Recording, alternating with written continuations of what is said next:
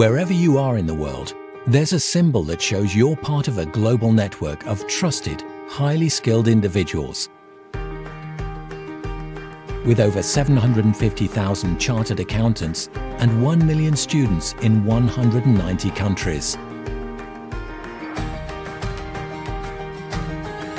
Research shows that if you display the Chartered Accountants Worldwide Network member logo, business leaders and clients see you as more relevant to helping them internationally. You worked hard for this respect. Display it with pride.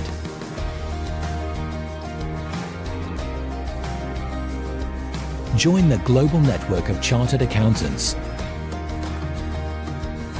We're stronger together.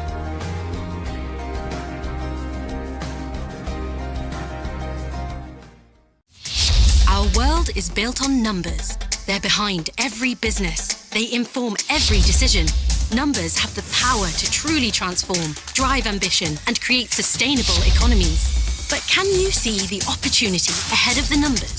Do you see making a difference first and the numbers second? See progress beyond the numbers? If the answer is yes, then Chartered Accountants towards a sustainable future. As chartered accountants, we play a key role in sustainability, ensuring that businesses prosper and contribute positively to our planet and people. By embracing new technology, we are leading the charge in integrating and assuring the reliability of AI, transforming how businesses operate. Ethics is our cornerstone. Chartered accountants uphold the highest standards, guiding businesses with integrity and fairness. We shape communities and drive economic growth, making sure that prosperity is shared and sustainable. Our qualification opens doors to work worldwide, whether it's New York, Lahore, Nairobi, or London. Chartered accountants are there, making an impact, locally and globally. By building connections, we network across borders, sharing knowledge and expertise to solve global challenges. From local enterprises to multinational corporations, we ensure financial health and strategic success, powering economies around the world. Adaptability is key. We thrive in dynamic environment. We're ready to tackle any challenge with innovative solutions. We lead with purpose, not only to drive profit, but also ensure businesses are ethically and environmentally conscious. Chartered accountants are puzzle solvers. We decode complex financial information, providing clarity and direction. Our work shapes economies. By ensuring robust financial systems and sustainable practices, we help build resilient economies with the aim to preserve and grow market capital value. We are strong locally and connected globally. Join us. Be part of a global profession that's making a tangible difference in the world.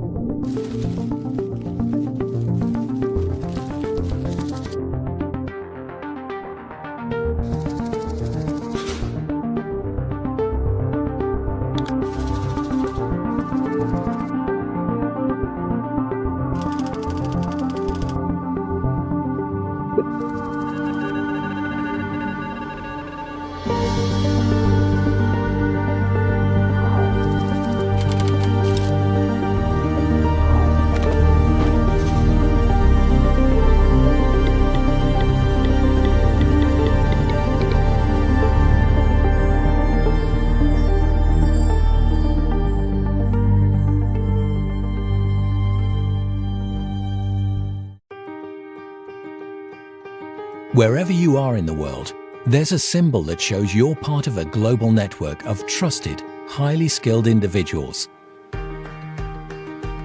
With over 750,000 chartered accountants and 1 million students in 190 countries. Research shows that if you display the Chartered Accountants Worldwide Network member logo, business leaders and clients see you as more relevant to helping them internationally. You worked hard for this respect. Display it with pride.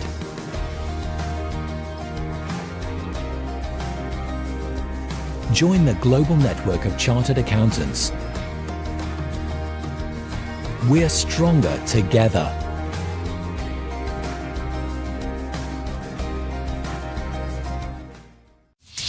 Our world is built on numbers. They're behind every business. They inform every decision. Numbers have the power to truly transform, drive ambition, and create sustainable economies. But can you see the opportunity ahead of the numbers? Do you see making a difference first and the numbers second? See progress beyond the numbers? If the answer is yes, then Chartered Accountancy could be for you. Become a Chartered Accountant. Become a difference maker.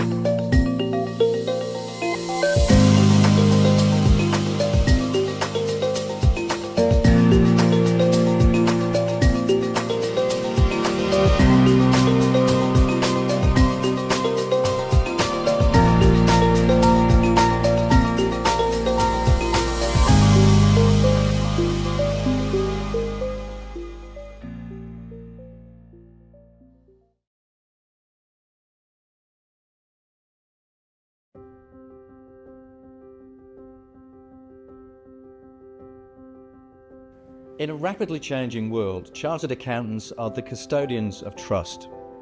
We ensure transparency and accountability, driving businesses towards a sustainable future.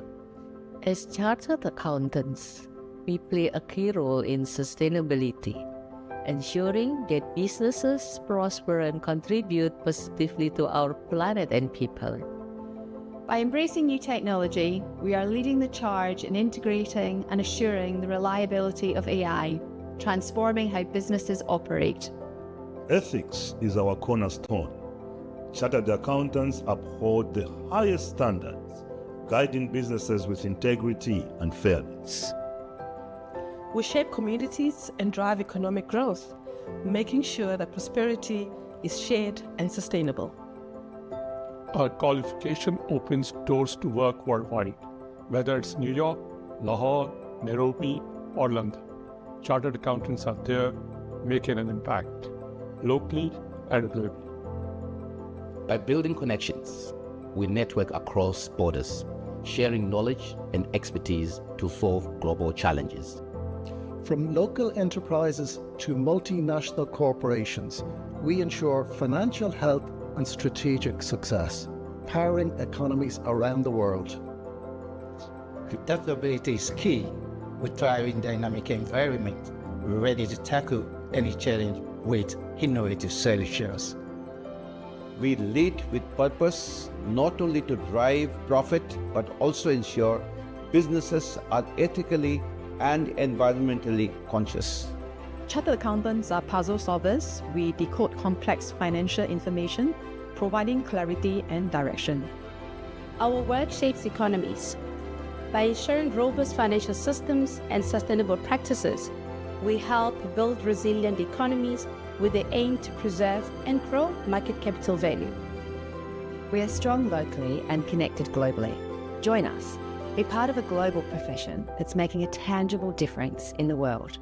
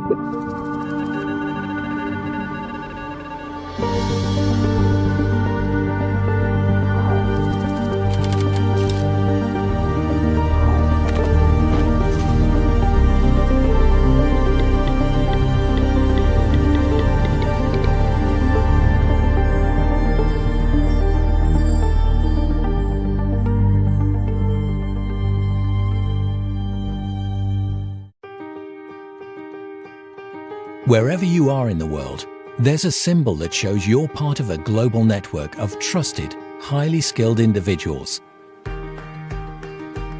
With over 750,000 chartered accountants and 1 million students in 190 countries. Research shows that if you display the Chartered Accountants Worldwide Network member logo, business leaders and clients see you as more relevant to helping them internationally. You worked hard for this respect. Display it with pride.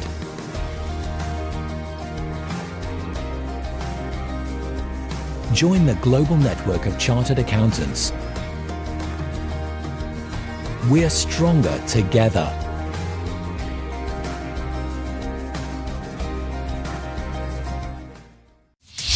Our world is built on numbers. They're behind every business. They inform every decision. Numbers have the power to truly transform, drive ambition, and create sustainable economies. But can you see the opportunity ahead of the numbers? Do you see making a difference first and the numbers second? See progress beyond the numbers? If the answer is yes, then Chartered Accountancy could be for you. Become a Chartered Accountant. Become a difference maker.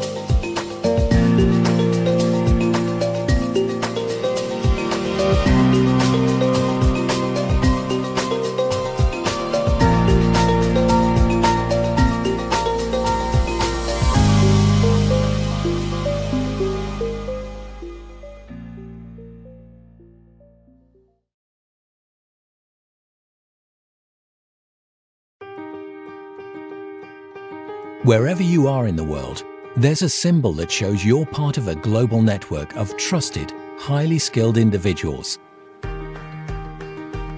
With over 750,000 chartered accountants and 1 million students in 190 countries.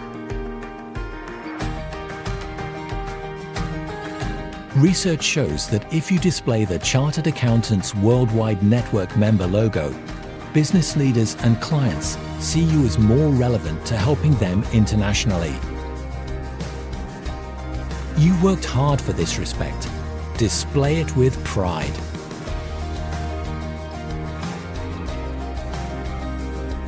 Join the global network of chartered accountants.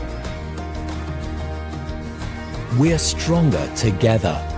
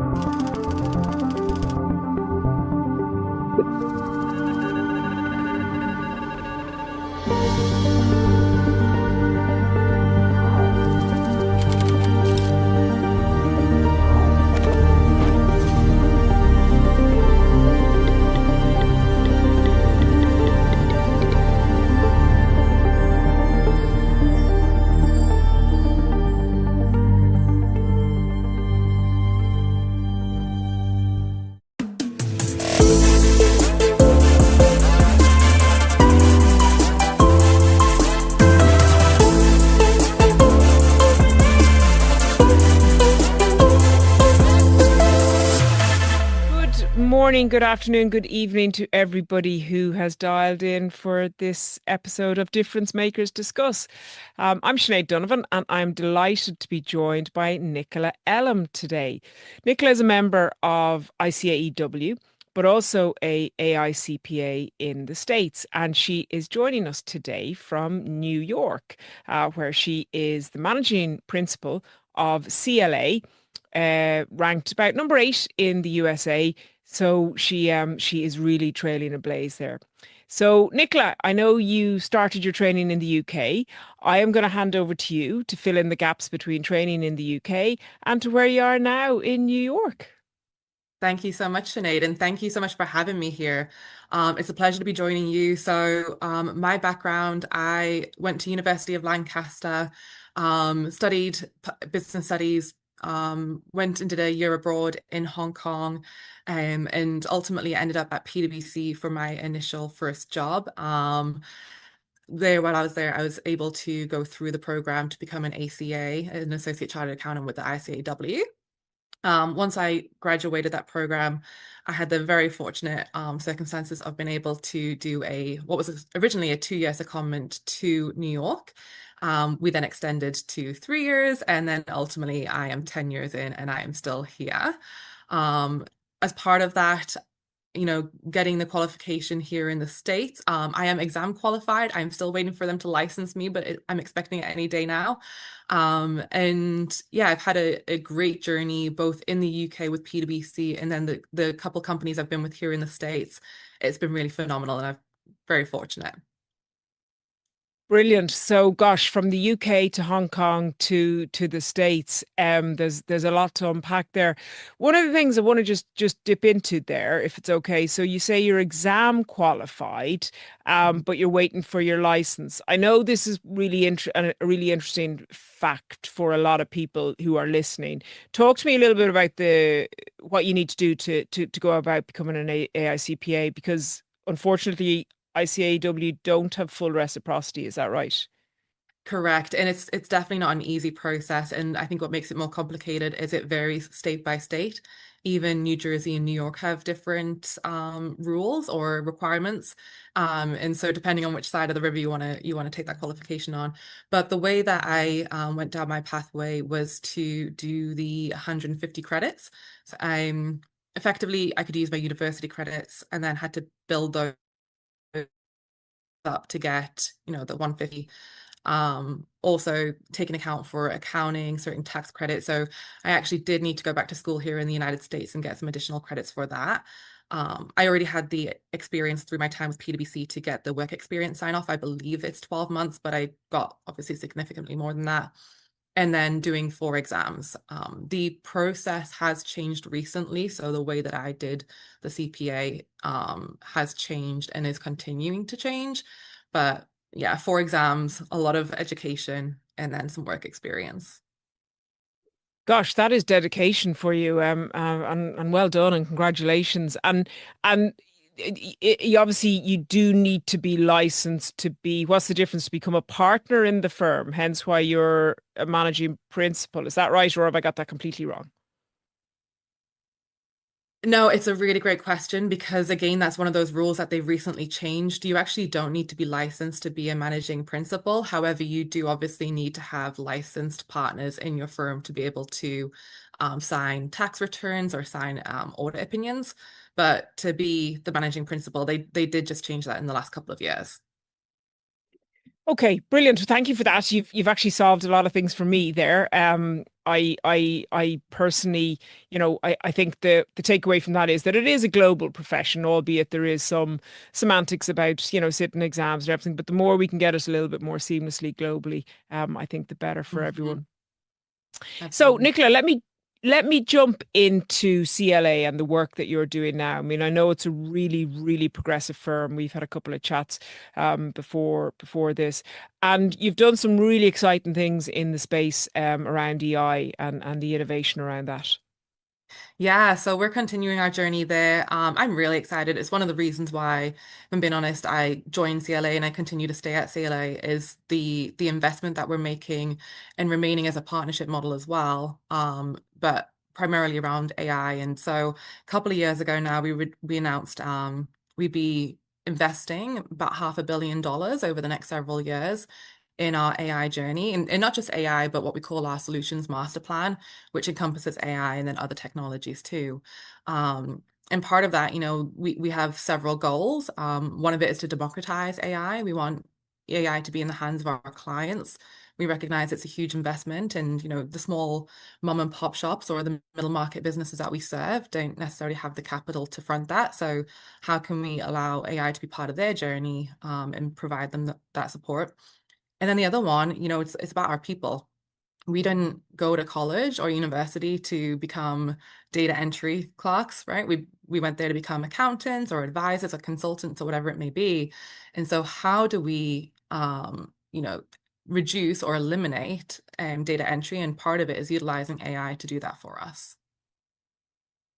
Okay, so two sides of the same coin, using it to better the experience for your teams, but also then using it as as a service offering to your clients.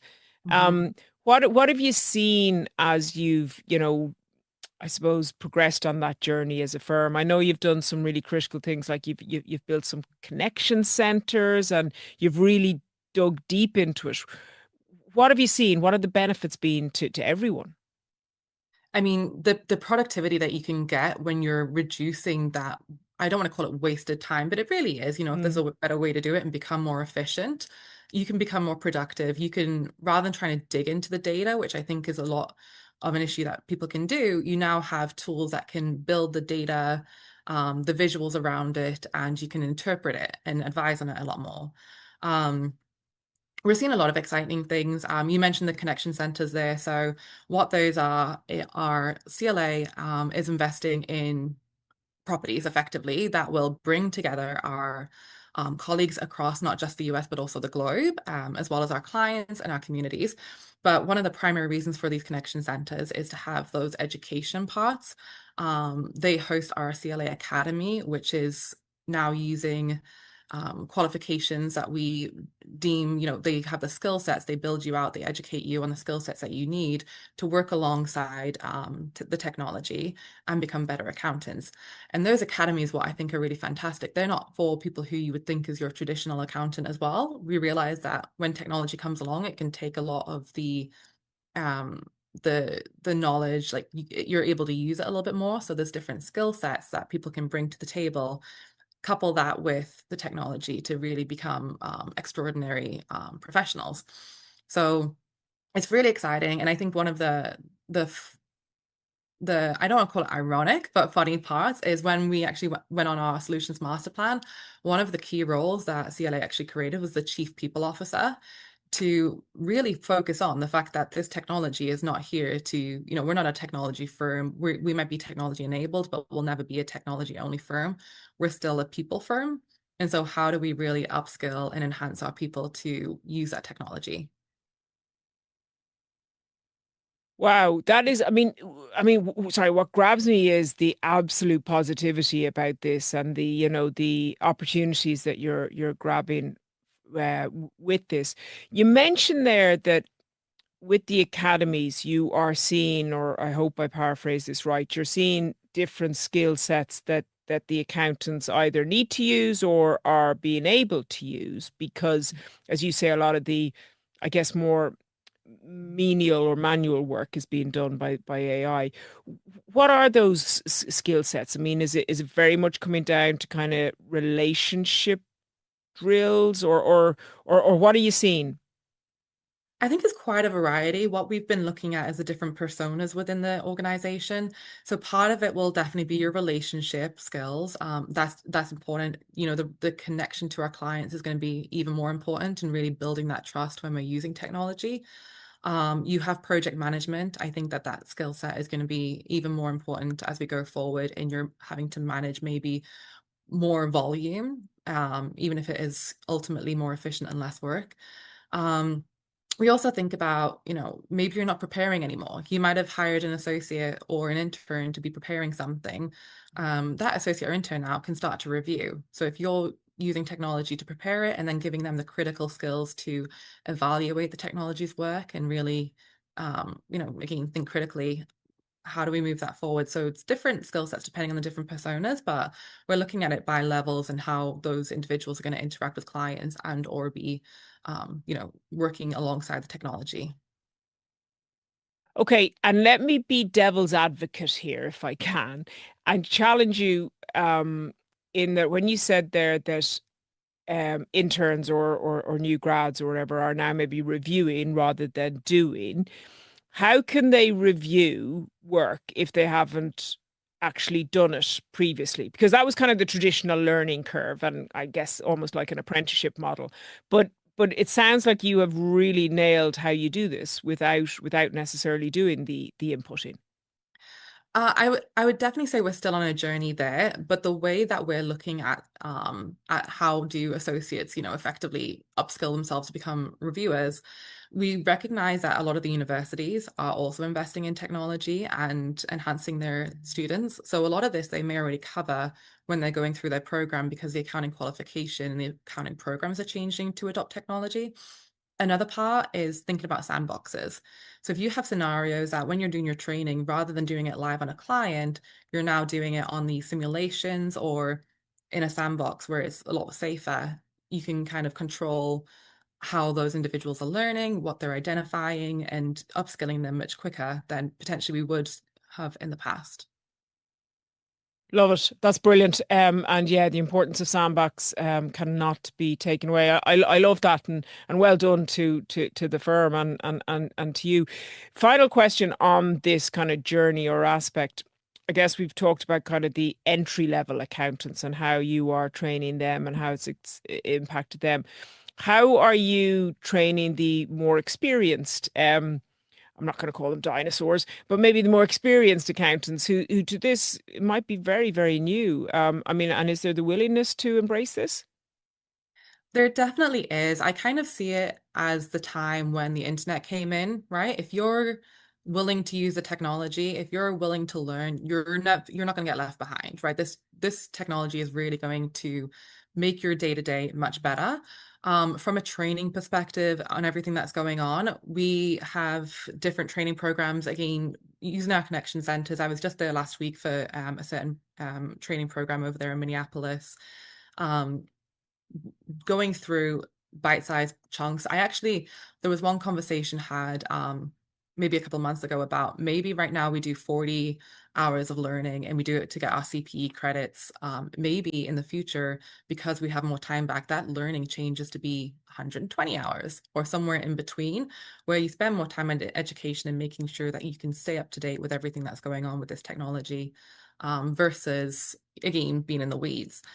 So it's quite a variety of ways that we're doing it. A lot of it is on the job training. We last year, I think it was last year, we actually built out a change management department within CLA to help with, bringing people on board and really taking everybody on that journey, recognizing that whether you're a Gen X or a Gen Z, whatever you may be, it looks a little bit different. Like the way that you learn looks a little bit different. And how do we make sure that people are bought into that and really wanting to go on this journey with us? Yeah, you raised something really kind of critical there in intergenerational working, and I know that it's something that I've kind of researched quite a bit recently. Is that the I guess the innovation and that can be driven with the generations working together. But it's fascinating that you say that the generations maybe need different approaches to learning. I think I mean, I take it from some of the individuals that I work with, or even my style versus other people. It can be generational. It can also be personality driven. I learn in, putting my head down in a book and reading it and writing it all down. And one of my colleagues learns from 5-minute bite-sized chunks of information, Yeah. delivered via a video. It all depends, Yeah. but I think that that's the beauty of the workforce, is how diverse, and how multi-generational it is right now. Do you know what strikes me is we've been chatting for whatever it is, about 15 minutes, 20 minutes, and we've dug deep into the profession, and we kind of haven't once talked about numbers. So it really does absolutely dispel the myth that accountancy is all about the numbers. I mean, we're talking about technology, we're talking about relationships, we're talking about education, we're talking about, innovation. It really is an ad for what the profession stands for at the moment, isn't it?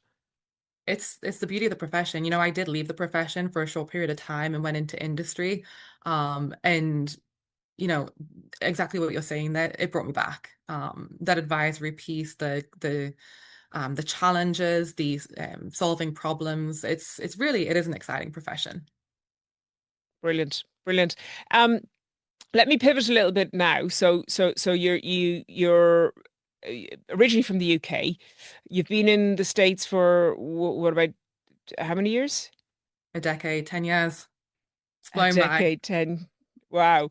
Um, Talk to me a little bit about global working. So, what have you learned from maybe training in the UK, working in the UK to working in the States? Is there a lot that you need to adapt to culturally, or do you think we are really kind of merging into one big global community? I'd love to say we're merging into one big global community. One of the reasons why we chose the States to come to versus another country was the fact that they spoke English, and I thought it would be really easy to adapt to. And it's very similar. I think if you look at New York as an example, and London, very similar.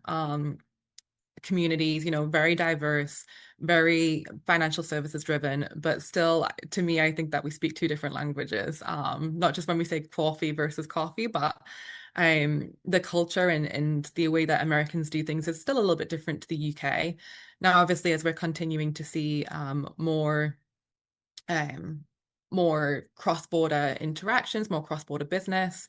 It is becoming a little bit more of a global economy, but it's an exciting time. One of my roles that I do here at CLA is to work with our global businesses, those who are foreign owned, who have or are looking to set up shop here in the States. And one of the biggest things is the culture piece and how different it can be. And I say that, not to say that it's the US versus everywhere else in the world, because it's also state by state. You'll find different tax rules, you'll have different compliance pieces. The people element is different, the cultures are different depending on the state you're in. So it's really quite, the economy overall in the US is very diverse. Yeah, and it's something that I think, we shouldn't. we shouldn't ignore. I mean, I think you hit the nail on the head there. It's not that one is right and one is wrong. It's just that there is differences, and we need to be able to best navigate those differences. But you're obviously living the dream out there. You're loving it. You haven't come back anyway. For now, yeah, we had our son out here, and just decided that my husband and I both went through the UK school system and had a phenomenal time, but we haven't lived through the US system, so we're kind of doing it through his eyes right now. And, for as long as he's happy and he's enjoying it, we'll be here. And, if at one point he says, hey, I actually feel like I have a connection to the UK and I want to go explore living there, I'm driven by my son, wherever he wants to be. Brilliant, brilliant.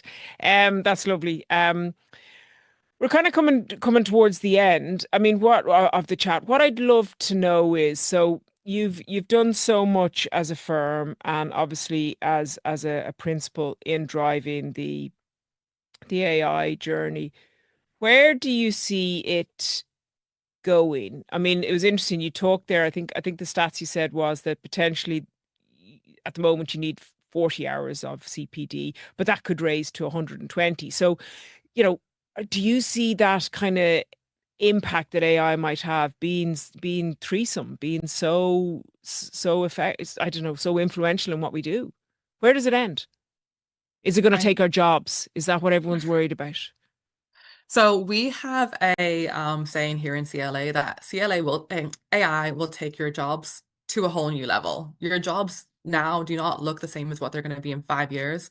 No one really knows what that's going to look like, but I think that we can embrace it and, look for what else can I do? If I get this time back, how else can I serve clients? How else can I, be more present in the home place? What is it that's really going to create this fulfilling life?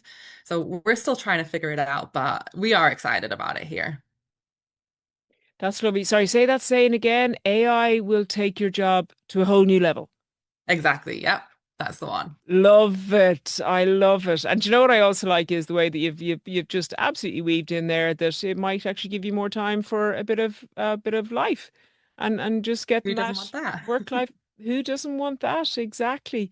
Nicola, thank you so much. The positivity is oozing from you. I think you're an absolute add for the profession and for what the profession can bring to you.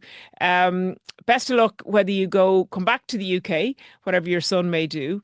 And one parting word from you. What would be your advice to young, not even young, anyone who's potentially thinking of doing accountancy or chartered accountancy?